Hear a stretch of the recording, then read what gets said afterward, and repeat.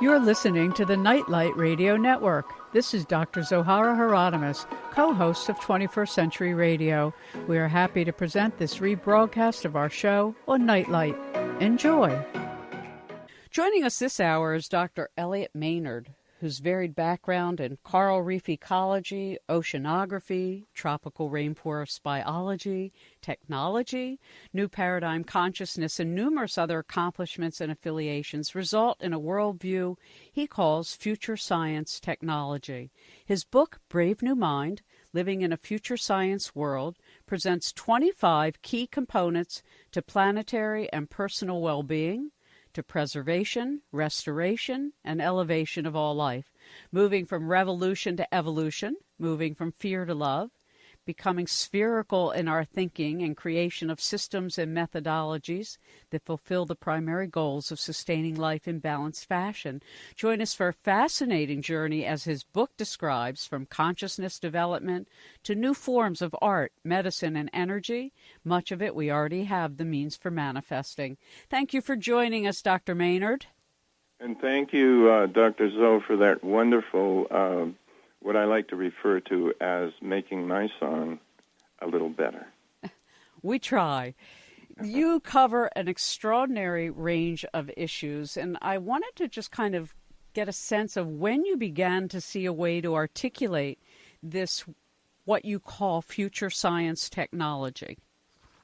Well, actually, this has actually evolved over a period of many years, and I kind of think of the little, comparing one of those little fortune balls you used to have, that rectangular bottle, and you'd shake it, and Sure. an answer would come to the surface. And somehow these pieces all came together, and by nature of my very diverse background, I began to feel compelled to always try to find solutions to our global problems. And this surfaced in that way, with those little pieces kind of floating up into my consciousness, and then I was putting them together in an artistic and creative way. Well, it's an extraordinary breadth of topics. I felt like I was reading our Rolodex from 21st Century Radio, like when you started talking about Christopher Bird and Tom Bearden and all these wonderful people we've worked with all these decades. Let's try to, for our audience sake, first talk about why consciousness and non-local consciousness is such an important part of our formulation for the future. Well, I feel that it is such an important part. Let me just go back a little bit in time, and we have the arrogance of our technology, which has only really been in existence, modern technology, for the last 200 years. For millennia, mankind survived by very often using the natural intuitive senses. And with the advent of the Gutenberg press and all of the writing and reading and formal teaching, we have become very linear and have kind of put these little intuitive, wonderful gifts aside.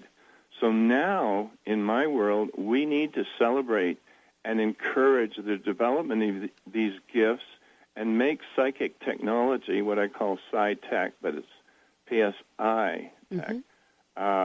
PSY Tech. That's psychic technology, and bring this together with our most advanced hard technology, and what we come out with is something that is much, much greater than the whole. I now consider this to be an evolutionary imperative if we're going to survive as a species. One of the things you and many of our guests speak about is this multidimensionality that we are. We're more than flesh and blood, and obviously a shift that we are spiritual beings also having a physical experience allows us to move into understanding that all is energy, and that it's the use of energy in its many different forms, whether it's kinetic or whatever, magnetic, that we are able to kind of modify the world in a positive way. And your view is global, but it's also very personal. So I'd like to start with overcoming fear, because you talk about that. This is very, very important, and it may be one of the greatest reasons why humanity has not really embraced the future and wanted to move ahead. There is a great fear. There are fear of the future, fear of change. Anytime anyone starts to birth a new idea, look what happens on the Internet. Elon Musk and the Tesla cars are a good example. Yeah. People they feel more comfortable criticizing change like that because it moves them from their comfort zone. We need to reverse that and begin to embrace change and celebrate it and support it. One of the things I think more people, it used to be we would talk starting 30 years ago about climate change and a coming glacial age, and people thought it was all a joke, and now one can see that there really are land masses shifting, and there'll be millions of people uprooted. I'd like if you could to talk about some of the things you envision to address a mobile global population. Well, in an ideal world, in my future world, I would think that one of the greatest problems we have to face, and that means right now, is intelligent population management. That's what I've called it. And embodied in this, of course, is the empowerment of women. And that's a critical factor, I believe, also in our survival, since the male-dominated societies of kill or be killed, survival of the fittest, the rise and destruction of great civilizations at the expense of the environment have just continued. We need a new consciousness. We need to balance out the male and female energies. Agree entirely, and one sees it worldwide. In every spiritual tradition, it's been prophesied, that until a woman is equal to a man, meaning that we're all humans and that we incarnate sometimes male and sometimes female, and this insanity of not respecting the matrilinear reality of our biology. I see it in the animal world, with wolves and elephants and buffalo, and the matrilinear culture is really what informs all of nature. Once upon a time, it informed humanity. Yes, and I fully believe that if we can imagine a group in a spaceship coming from an intelligent planet light years away and observing what we're still doing here, we're still doing this kill or be killed thing and cutting off heads, which is essentially barbaric. However, one of the reasons these wars have occurred is that they've kind of created a forge for building character. And I think this can be transformed into positive sorts of challenges if people do need challenges, and we can combine that and get the best out of it. What you speak to is an interesting reality when it comes to the white lions of Timbavati, South Africa. It used to be that one was told to gain their manhood and courage, they had to kill a lion. Now it's changed, and the young men in their initiation become lion protectors. And so exactly what you're saying is what is now being seen in the more shamanistic indigenous cultures of even changing their own paradigms in order to sustain life. Yes, and this is a perfect example of the changes that have been happening so fast right before our eyes. And these were really unanticipated, what we used to call wild cards. If you go back 10 years and see what the New Age leaders were prophesying.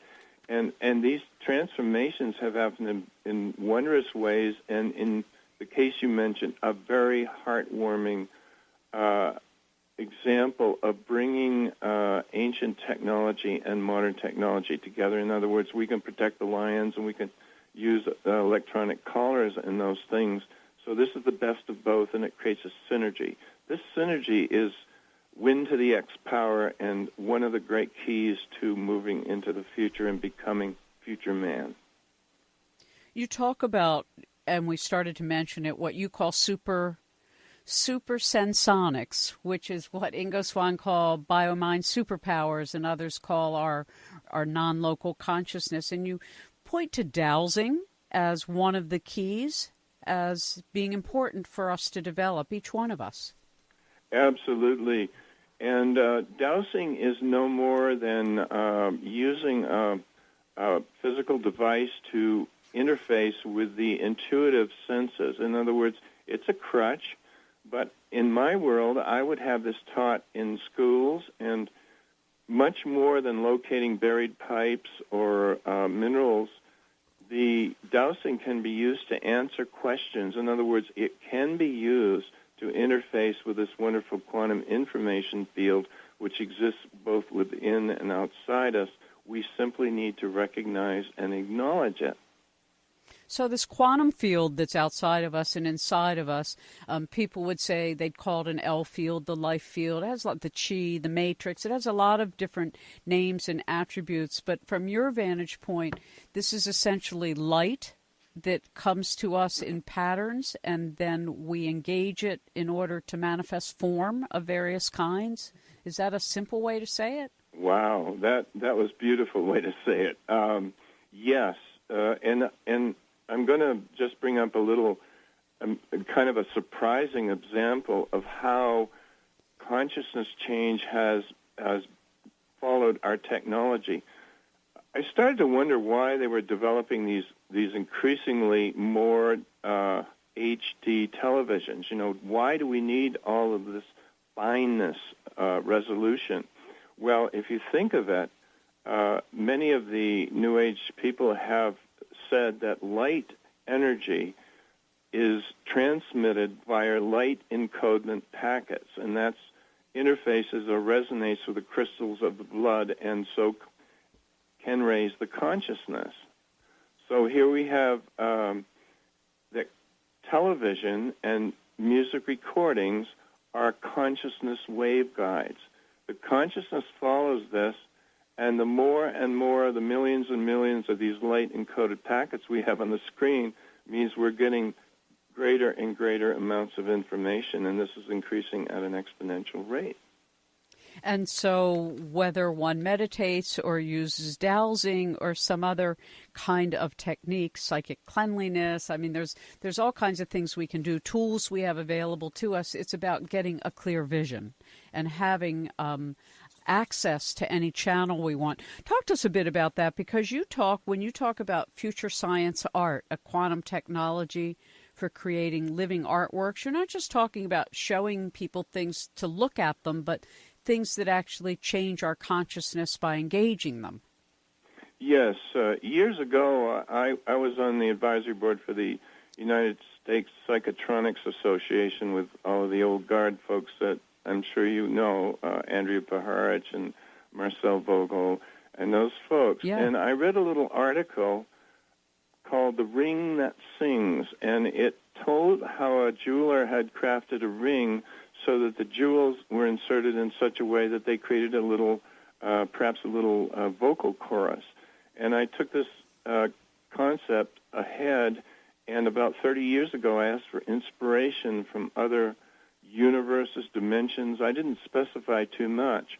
And I started teaching myself to weld and putting together sculptures of found metal and crystals and beautiful art glass marbles. And essentially, when you put these pieces together, they create something greater than the whole. And when you start to work in this quantum field, simply by opening yourself to the possibility first and then accepting it and kind of putting a little sticky up in your mind, you spend more and more time there. And some of the sculptures that are created, I've had the experience of going, wow, did I do that? At the end of it. And some of them I don't like for a while, and then when I come back and see them a month later, they seem to resonate well with me. Before I finish them, I bless them and give them life so that they will radiate out to those who receive them and put out really nice energy interdimensionally. So from your understanding and your practice of this quantum packing light, when we pray, we're essentially shaping quantum of light into a particular form to be directed towards the world, a particular plant, a person, an animal. And through our intention and our love, it's Yes. what sends that packet of light to the other? Yes, absolutely. That's a beautiful way to put it. And Yes, actually, from the reading I've done, and I always cross-reference these readings and make my different elements of my postulate come from this by putting them together. And this crystalline projection is what's involved apparently when light comes down from the higher realms, and when it comes down into the physical, it manifests itself in changing our consciousness, which now can be validated. I saw this last week by seeing time-lapse photography of the dendrites, the branches of the nerve cells, reaching around like hands to find each other and create new neural pathways. Mm-hmm. They've validated the fact that we can do this. That's so beautiful. It reminds me of the work of the late Moshe Feldenkrais when he discovered that if you have a good leg and then you have a bum leg, if you do for the bum leg with the good leg and then image with the other leg that it can't do what it's supposed to do, but you image it, the sheer art and practice of imaging it slowly recreated new neural pathways in order to execute new requirements for the injured leg. And yes, go ahead. It's all about creating ourselves, and as this new paradigm, what I call a master field paradigm, future science technology is really a matrix for the energy to flow through, so that each individual on the planet can evolve from their own center. There are no gurus involved or no intermediaries necessary, so that anyone, by simply making a little switch, that they don't disbelieve anything they can't prove to be untrue. And as you know, we're drilled into our heads never to believe anything we can't prove to be true, and usually statistically. Well, how interesting. I mean, I think all traditions will tell you if a mind can imagine something, it can be created, because the imaginal is the realm from which all substance is drawn in order to shape matter. Yes. So that's why it's so interesting. Little children and young people being born now, incarnating, choosing to now. You hear these marvelous discoveries by these 12-year-olds and 9-year-olds and 5-year-olds starting their own businesses. It's quite beautiful to see, I think. We'll be right back. Our guest is Elliott Maynard. Dr. Maynard is author of Brave New Mind, Living in a Future Science World, and you can learn more at www.arcoscielos.com. That's ARCOSCIELOS.com, and also at 21stcenturyradio.com. Hello, this is Dean Radin. I'm author of the book called Supernormal. I'm also chief scientist at the Institute of Noetic Sciences in Petaluma, California. You can learn more about my work at deanradin.com. That's DEANRADIN.com. And more about the Institute of Noetic Sciences at ions.org, IONS.org. You're listening to 21st Century Radio with Dr. Zohara Hieronimus. An extraordinary book. I cannot do justice to it in an hour, Elliott. It took me a couple days to read it. Fortunately, I've spent my life in many of these areas, so it wasn't all new for me. But the amount of research and the number of provings of things you're already saying that can improve our world, and that we already have the technology like iron particles in the ocean so that we can grow food. I mean, talk to us about how you went about. You have these 25 keys, and we're not going to be able to touch all of them, but you talk about a conscientious biotechnology, a super ecology, a new future paradigm for sustainable living, harmonic attunement technology. I mean, there really isn't an area of life you haven't touched. Yes. It's a funny thing, Dr. Zoe. When the book was ready to be published, the person working with us changed the typeface, and I looked at the book and I thought to myself, how could I ever have written a book like that? So I think in some ways, although it's kind of funny, it's a testament to being open to the inspiration from the quantum information field. And this isn't anything that's mysterious. I think that the great artists and sculptors and leaders of the past and saints especially had special access to this field. The difference now with the vibrational frequencies speeding up with so-called ascension frequency is that these things can be achieved very quickly, and the key is being conscious of this access. That is the key. It switches everything on from my own experience. In a meditation of mine, I was once shown that our DNA zips and unzips between the new and full moon. And I haven't had any confirmation of it, but I should start passing you my meditations because you seem to have access to every scientist in the world that's open-minded.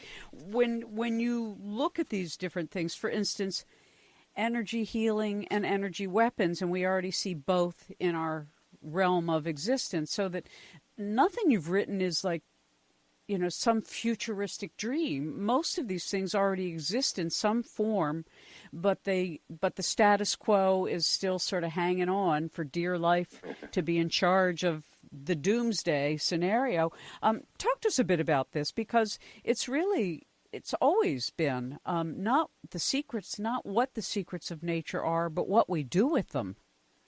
Absolutely, and this is why I make a point that any specific technology, such as biotechnology, is neither good nor bad in itself, just as money is neither good nor bad. It's how it's used, and any new technology, for any new technology, there will be those of the negative persuasion who misuse it, and history has proven this. Mm-hmm. But the interesting thing is that it seems that a certain percentage of folks are willing to go down with the Titanic while playing in the band. They remain couched in their indifference like shells along the shore. I can take a few lines from Simon and Garfunkel's song. Mm-hmm.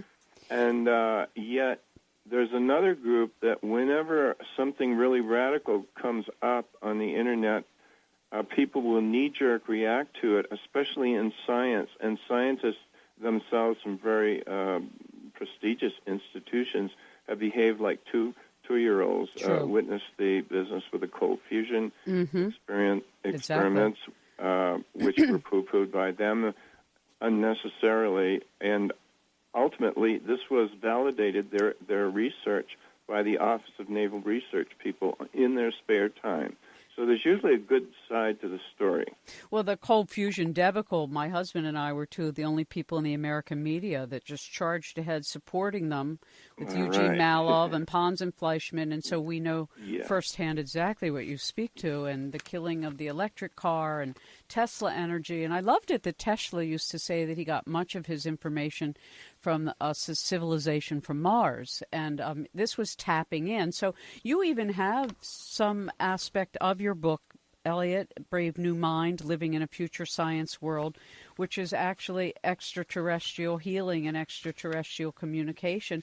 Talk to us a bit about that, your perspective on it. Yes, this is one of the 25 keys that could definitely make a major shift in our civilization, our whole thinking. And it's useless to argue whether UFOs and ETs exist because the evidence is totally overwhelming. And again, I provide sources. And my own evidence of ETs is from talking with two individuals, retired military Robert Dean, who had the highest top security clearance in the U.S., and actually invented the red phone because a fleet of something like 100 UFOs were going back and forth across Europe and back over the Russian territories. The Russians thought it was the Americans thought it was the Russians, and so they had to iron this out. Bob Dean told me on a face-to-face conversation that on several times he had sat down with government brass, suits probably from intelligence agencies, and several different kinds of ETs. And I've also had confirmation from Boyd Bushman, an aerospace scientist who passed away, who worked in Lockheed Martin Skunk Works, and another aerospace engineer who told me that for 20 years he said if people knew the truth, their hair would curl. For 20 years, certain individuals from who knows what segment of society have been traveling via the equivalent of a stargate to the moon, to Mars, and to other universes. And what's so interesting is when you read indigenous writings about the oral traditions, they all speak to the star elders, whether it's from Sirius or the Pleiades or Lyra or Alnitak. I mean, it's so then when a modern society meets sort of ancient reality, there's always a little bit of a hiccup. And yet there are so many. I mean, our program has specialized in interviewing and being part of, that whole effort to declassify and brief Congress, etc. Radionics is one of the keys, a favorite tool from sort of the radiesthetic arts. Much of what you write about deals literally with the subtle energy fields, things that many people are in touch with, particularly in Europe, and there's a long tradition of it.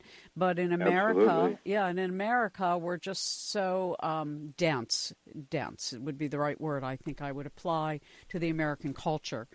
So the radiesthetic arts, talk to us a bit about your love of it and what a difference it's making worldwide today. Yes, essentially, radionics involves a form of dowsing since it involves a sensitive person, a trained person, who uses a rubbing plate, and this is the etheric or nonlinear contact between patient and operator. And the interesting thing about radionic healing is that it can take place anywhere halfway around the world. Yeah. And can use a sample of blood, urine, hair, or even usually a Polaroid photograph of the person. The way this survived in the United States in the Albert Abrams in the 1940s developed radionics, and of course it didn't make any sense in linear electronic technology. The circuits don't add up in the physical. Right. So, nevertheless, he was given certain patients who were considered to be terminal by the medical establishment, and he cured a very significant number of these folks. For folks who have never looked into radionics, I encourage you to, go online, Google it, because you'll see that a picture of a bug-infested field can be made to be clean of it with a particular set of digital numbers that were dialed in advance. Like there's a number for the healthy field, there's a number for the unhealthy field, and then there's a midpoint between. So all of these, and I used to practice this on a piece of paper. I would make my own radionic design. So it basically is a tool through which the consciousness of the operator is channeled. So whether it's throwing stones or using a satellite, there's still technology. So I'd like, if you don't mind, to shift gears a bit with you, Elliott, because you talk about all these technologies, but almost all of them deal with access to that which isn't seen, about frequencies that you can't always measure. Yes, and of course this has always been, I suppose, a problem for very spiritual people, very gifted people in the church and anywhere else, because it is extremely hard to bring concepts. It becomes an art, really, to bring concepts from the higher realm down into the physical. And artists and musicians and performers have been able to do this because it doesn't take words. When you try to describe these in physical terms, we have many different pathways.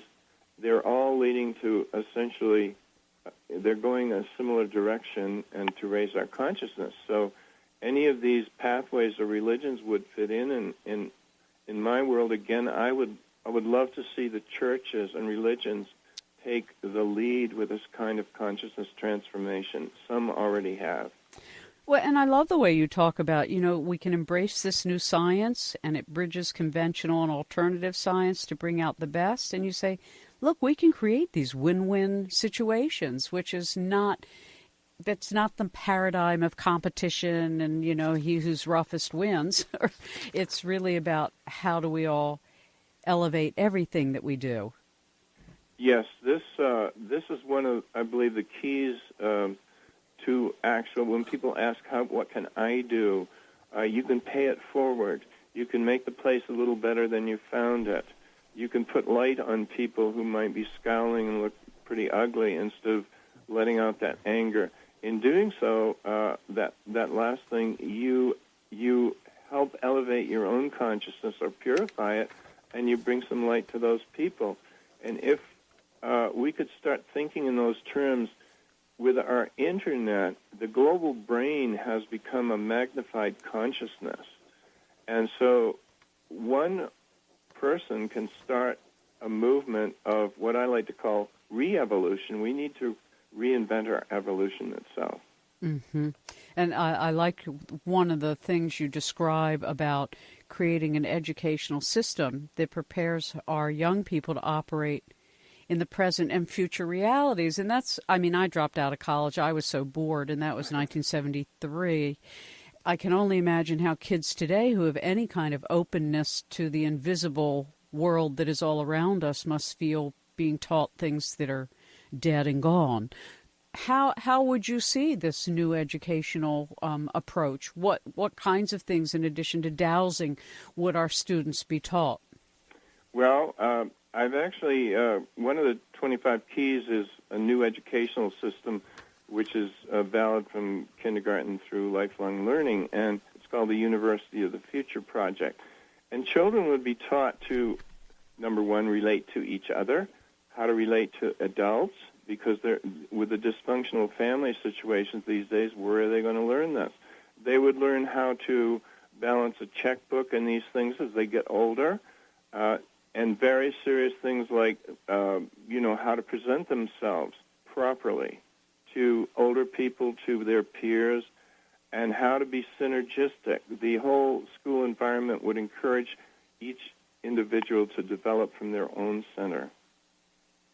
Right. So, and it used to be that people understood that education was about unfolding the individual, not manipulating them to become like everybody else. Exactly. And how far we've gone. Sad. But, well, reclaiming, that's what it is. Reclamation and preservation, and take some reservation. I like that. Maybe I should become a rap artist. No, I don't think so. Dr. Elliott Maynard is our guest this evening. His book is entitled Brave New Mind, Living in a Future Science World. You'll be blown away. I mean, I read a lot of books, and I've read a lot of books. This is like the summary book of the summary books in so many different fields. I mean, you even touched on chemtrails. I can't tell you, to read a book that goes from radionics to extraterrestrial healings to chemtrails and then back to one of my favorite, harmonic attunement technology. What is harmonic attunement technology? Well, actually, that's a special technology we had developed here at our foundation over the years. It originally involved in training the brain, the consciousness of the mind, however you want to put it, with flashing lights, and you could control the frequency of the lights.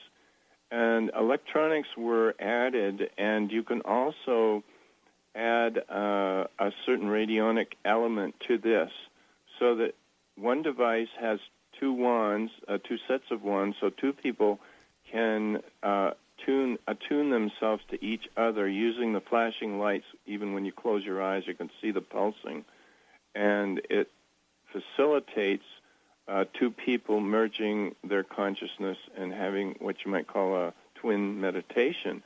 Larger devices were designed to actually attune a whole venue of a stadium or a concert hall, and you can put some very calming and uplifting energy, which sets the consciousness for wonderful performance. Mm-hmm. It's, I had a dream back in the early 1970s of these enormous arches that were made of metal that people would strike with a mallet, and they would resonate planet-wide. They'd be put on the grid matrix of some sort, and it was a way to attune the planet itself with integrity. And it's so strange when you have those kinds of images, and then what do you do with them? I've dragged that around for 50 years. Yes, I know.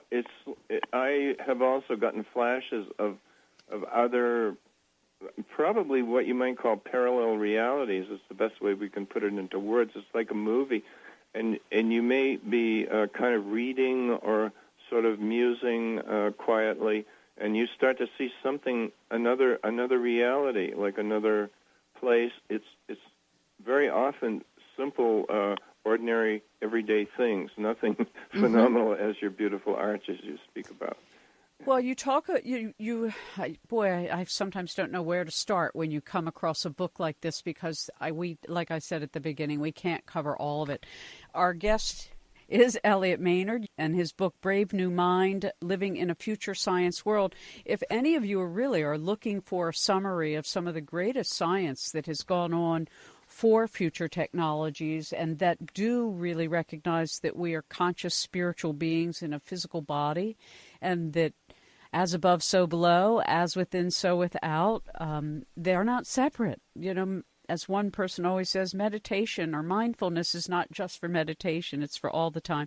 You talked about something fascinating, because I've covered the Fukushima disaster in Japan, and it doesn't get any coverage in this country, and nobody's really talking about the amount of nuclear radiation that's, not nobody. There are wonderful activists who point this up. Harvey Wasserman and numerous others have done a beautiful job. I'm talking about the governments of the world and the media of the world is shh, shh, shh, shh. But you've already said that it has created unprecedented ill effects in people.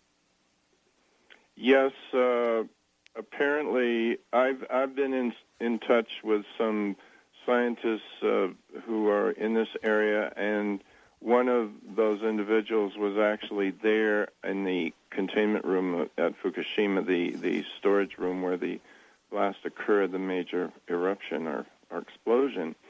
And I think the other thing that people don't know is that at the outer edges of the atmosphere, due to the nuclear material that was spewed out, there is a new reaction occurring now. That may not be all bad. It may be something that's kind of working with our DNA to change it. But there is apparently a China syndrome going on, and rather than scare people, I believe we simply need to put forth a unified postulate. It's a statement to the universe that we as citizens of Earth would like to see this, if this explodes in a year or so, since it's sinking down to the Earth, that it will be a relatively minor earthquake and not a global ecocatastrophe. And again, I don't want to make this negative, because I have some information that I've gotten that we will get some help on this. But people do need to be aware it is much more serious than the public knows, and the scientists have got their heads in the sand. They just don't want to go there, apparently. Well, and of course, at the highest octave of human consciousness, we know we can transform any matter with mind. And yes, the Lady Moto certainly showed us how that's done, and the mystery tradition has been doing that for millennium, as have the indigenous peoples and their shamans and healers. I love the fact that you talk about interdimensional communication and transspecies communication as being a really important part of our unfoldment. Oh, yes, and of course this part of the interspecies communication, if we're talking with life forms on our planet, is grounding ourselves into the energies of the natural world. This is, I guess, the highest form of organic tribute in consciousness terms, because we are essentially inseparable from Earth. It is our oasis, our spaceship going through space. And, of course, one of the elephants in the room is intelligent population management, which will also, as I mentioned, I think previously, empower women to begin to make a more balanced global consciousness. So we have to stop this mindless expanding of human bodies and begin to manage what we have intelligently. I like the fact that you mentioned dark field microscopy, and psychic biology, as well as conscientious biotechnology. When you look at all of the things that plugging into the matrix can do for us, can you share with our audience, as you must with others that you've met in your life, how you do this? How could somebody in our audience who says, well, I don't quite get how I'm going to hook into this quantum field and bring down this great potential for myself and the world? Yes, I tell people to imagine a switch in their head, and this is something that each of us has had in our life. The key is switching on the awareness. And one way to move into this kind of future mindset, I regard this new master paradigm as a new operating system for humans and planet Earth. So to move into this, we imagine a little switch in our heads, in our minds, and instead of not believing anything we cannot prove to be true, this is what our religious leaders, our schools, and parents have taught us for centuries, we flick that switch and we say, okay, I'm not going to disbelieve anything I can't prove to be untrue. And bingo, with that little mnemonic in your mind and like a little sticky note, and if you just remember that once in a while, you will begin to, as you acknowledge this quantum field, you will begin to have things happen to you that become what we call serendipity or synchronous events. And I'm sure you can elaborate on that. I can, but I'm not going to because we don't have the time. And I think, but no, it's really true, though, that things start to line up and people we didn't know we would be able to see, or events happen to us, or opportunities we could only dream about, and boom, it's all right there. And of course, you know, our attention and our intention have so much to do with making things manifest in our life. A quick example, because I try this stuff out on myself. I don't believe anything that I can't do for myself, and it's not always the best way to be, but that is who I am. I don't like people telling me what to do or how to do it, though I'm always open to advice. So I'm up on the roof. We have a flat roof, part of our roof, digging the snow and ice, and of course I really messed up my lower back just the other day. And then I decided the second day, when I could barely walk at all, that I was going to reverse the story. So here I am now, back up on my flat roof with my shovel, and I'm shoveling, and I decide that's enough, and I stop, and I put my shovel down, and I walk off the roof down the stairs without a back injury. And I can tell you that it really helped my back. By changing the frequency of the story. It's not that I didn't really do that. I did hurt myself, and the back is still hurt. But something shifted in my openness to healing when I changed the story and went back in time. What do you think about that kind of journey for people when you have trauma from your past, whose current is still impacting your life today, whether emotionally, physically, psychically? Well, I always encourage people, and I all of this advice comes from my own experience getting through some really heavy pratfalls and accidents and all of that sort of thing. I tell them to pick good facilitators, and meaning this goes all the way from your regular MD to acupuncturists and massage therapists, because these people can really provide a lot of support in those times when the physical body and other bodies really get exhausted. Yeah. You know, we all need those kinds of things. And I have a whole center of people like that I founded. And so I went and saw the chiropractor, and I had massage and took arnica, did my homeopathic thing. But truthfully, this opportunity of reversing my own journey opened something up.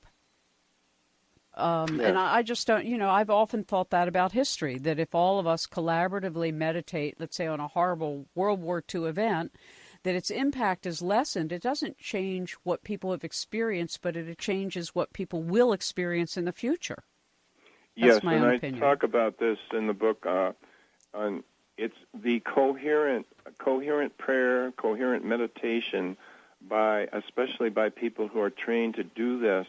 A very small percentage of folks doing this can change the world. And already in Ecuador, they're training some of the troops to do this. Invincible defense technology. It can be used to remove the root causes of conflict, and therefore it will defeat weapons of mass destruction. Mm-hmm. This has been proven statistically, too, for those who want that kind of Well, for proof. instance, like when TM meditators, worked in an area, they brought down crime. Well, looking in closing, Brave New Mind, living in a future science world, there are some important points about psychic cleanliness that I don't want to leave out. We have about a minute. Can you share that with us? Yes, this is kind of basic psychic technology. These things, again, would be taught to children because they have no concept of it the way things are now. Keeping yourself clean psychically from negative influences. This involves you can wash your hands and declare clear after someone passes you a key, say a valet, parking valet, and shielding yourself and being aware of when people come to take your energy. Mm-hmm. This is all part of just basics, the basic boot camp training for those who are become psychically sensitive. Well, I want to thank you, Elliott, for being with us. And that's the show. 21st Century Radio is produced by Hieronimus and Company. Our executive producer and research assistant is Laura Kortner. Our engineer is Anita Brockington, and I'm Dr. Zohara Hieronimus.